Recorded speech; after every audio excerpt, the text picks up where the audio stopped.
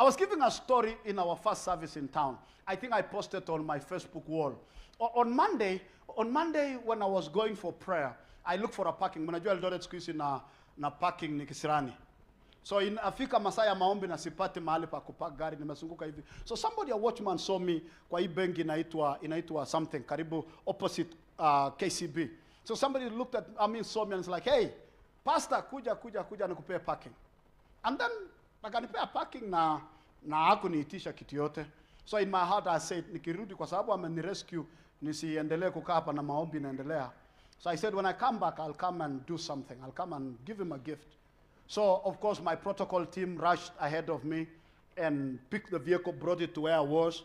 And then I was going to the police station to see somebody. So I asked the man, I think it was Kirwa, I asked him, kuna watchman ulikuwa bati si kumuona? Kumbe the watchman saw a stranger picking the car. And it's like, okay, this is not the man who I gave the parking. So we didn't pursue him. So when I was driving, then I saw, of course I was conscious, so I saw the watchman looking at me, and I stopped. I called him. And I told him, sorry, somebody came to pick my car. And so I told him I wanted to give him a gift. So I purposed to give him 200 shillings. But I think as you grow in God, some figures begin to lose value.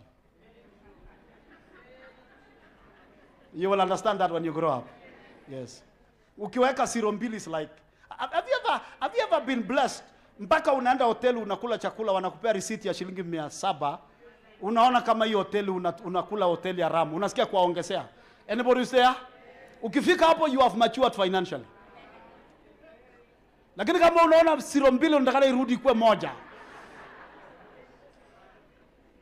So I did 200 shillings, but because it is registered in me that those figures are too small, so I did 2,000 unconsciously.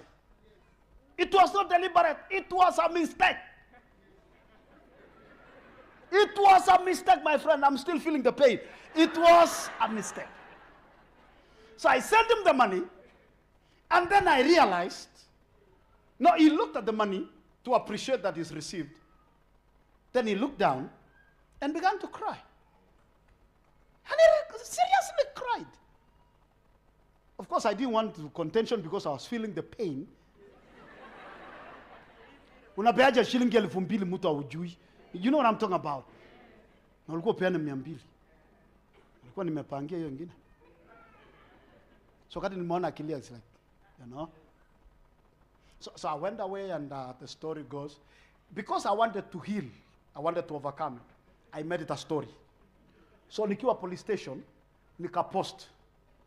What do you do when you accidentally post this amount? I thought some of you thought it was a joke. No, it was pain. I was trying to create a story out of it.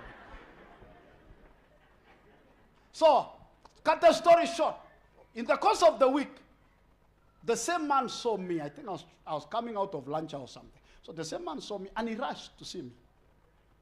And he told me, let me tell you something. He inquired until he found who I was and where I was coming from. He told me, let me tell you something. You are an angel. And I'm like, what happened? He said, let me tell you something. My colleague who does what I do, he's a watchman, had to rescue me before we came on duty. What happened? I had to take my wife and my children to his house to stay with his wife and his children, because I would have left my children outside as I come to work. You rescued my family.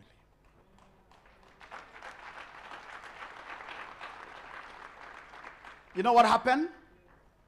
He rescued me to pray. And God took part of my prayers and rewarded him. Okay? Of course, when I posted on the wall and I wanted somebody to encourage me out of my pain, somebody wrote me, go back and give him another 2,000. I'm like, look at you. Somebody else was like, you know, it is not a coincidence. It is in God's plan. Your harvest is coming. And you know, people can encourage you without feeling what you're going through. But when I heard the testimony from the man, I discovered him giving me a packing was actually a prayer. That was a prayer. he was praying by helping me. He became part of my mission. I became part of his problem.